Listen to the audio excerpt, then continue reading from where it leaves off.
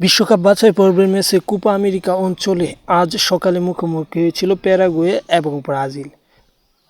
Paraguay এবং ব্রাজিলের মধ্যকার এই ম্যাচটি অত্যন্ত জমজমাট হয়েছে। অনেক দিন পর ব্রাজিল একটি আন্তর্জাতিক ম্যাচ জিতেছে। পাশাপাশি নেইমারকে ছাড়া এবং ব্রাজিলের কোচ নতুন যুক্ত হওয়ার পর এটাই তাদের প্রথম জয় এবং গত ম্যাচে কলম্বিয়ার বিপক্ষে ড্র করেছিল।